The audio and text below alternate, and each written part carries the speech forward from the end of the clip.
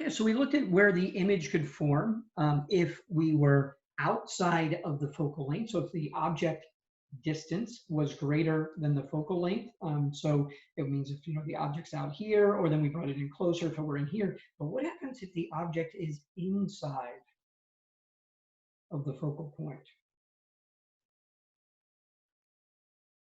Okay, so let's put our object inside of the focal point. Okay, so let's do some ray tracing and try to figure out what this will do. All right.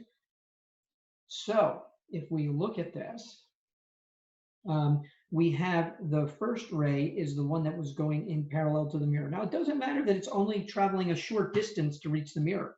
Okay, it's the same as if it had started way out here. Okay, it's the direction that it's traveling in that matters. That light ray needs to reflect through the focal point. Okay, so we'll do something like that. Okay, now the next ray, this is the complicated one. All right, it needs to be coming from the direction of the focal point. Okay, it doesn't need to be coming, it never had to pass through the focal point, it just needs to be heading from that direction. Remember, light's coming off of this, the tip of that object in all directions, but one of those directions was directly away from the focal point. Okay, so notice I sort of put a little dashed line from the focal point to the object just to head in the right direction. But the light that's coming from that direction needs to reflect parallel to the axis. So it needs to reflect like that. Okay, now we can see something interesting is going to happen. If we put our eye here or here, we're using both eyes to look at it, we would not see these rays converging anywhere on the left side of the mirror. But they appear, this is just like looking at a flat mirror, they actually appear, if we extrapolate these lines backwards, they appear to be meeting back there. Okay, so the light is coming from the direction of that blue point, so it's an optical illusion. Our brain will believe the light is coming from that blue point, even though it's just reflecting off of the mirror.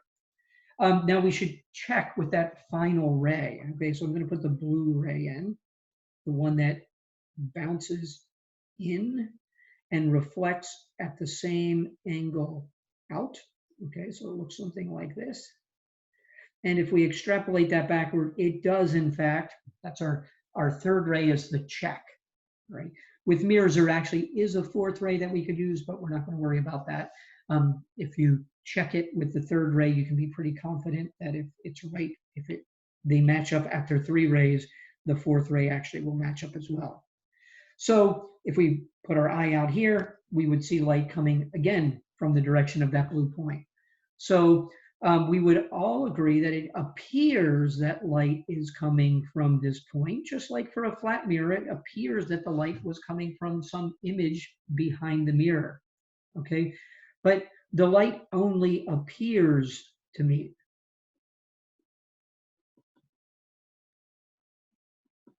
Okay, it doesn't actually meet, it only has the appearance of meeting. All right, so the image that forms is not a real image. The image that forms is a virtual image. The light does not really come from the image, it just appears to come from the image, so that is a virtual image. All right. Now it is not inverted, or we could say upside down. Instead, we can say that it is upright. Some books will say erect. Okay, but it's, I'm not sure which one your book uses, but it will say the image is upright.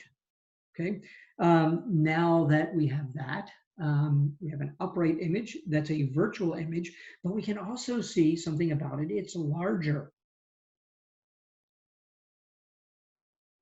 Okay. This kind of mirror is just like a makeup mirror.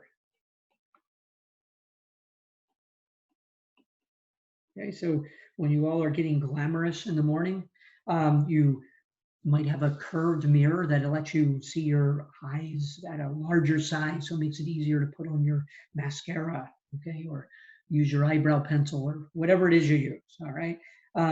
You're going to be able to see things, they appear larger in this mirror than they really are.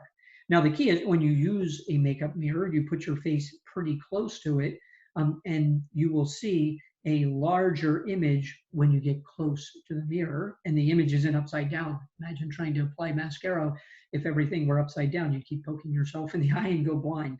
So thankfully, that's an upright image, but it is a virtual image, and it is enlarged, or more technically, it is magnified. So it is a magnifying mirror, this kind of mirror. Okay. Now, if you start to back away from the mirror, things go back to these cases we had before. All right. So if you get far away from the mirror, you will not see an enlarged version of your eye, a large image of your eye. You'll see something that might be upside down and small. Okay. But often we're in the case that I have here, where the image that would have formed is behind us and blocked, so we don't see it at all. We just see kind of a blurry mirror when we're in that range. Okay. If we're far enough away, then we're in this first case where you might see a little upside down version of yourself in that makeup mirror. But more likely you're going to be in kind of a blurry case where you get in the way of the image formation, or you get close enough where you see an upright image. Okay. Now, the final case is one that won't form an image. The only thing we haven't done, we've been on both sides of the focal point. We started far from the focal point. We moved in closer to the focal point, and then we went to the other side of the focal point, but we haven't actually started with the object at the focal point. Okay. So we learned that if the object is back here, we're going to get a real image.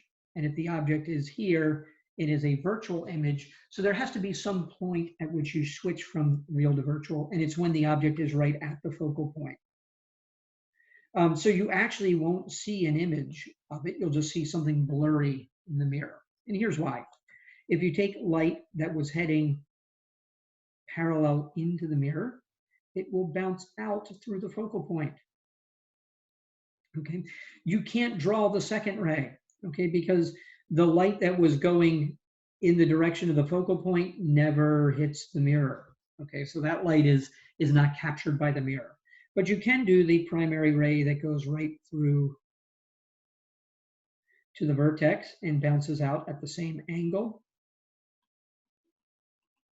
And if I draw everything perfectly, you should note that these rays are special kinds of rays.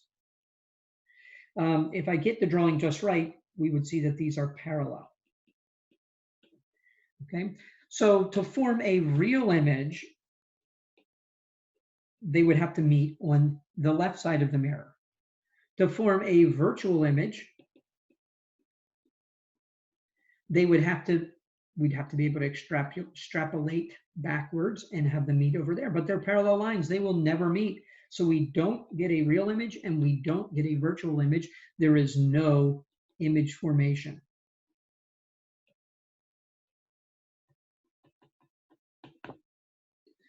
Okay, so that is all of the cases that we could possibly look at for a concave mirror.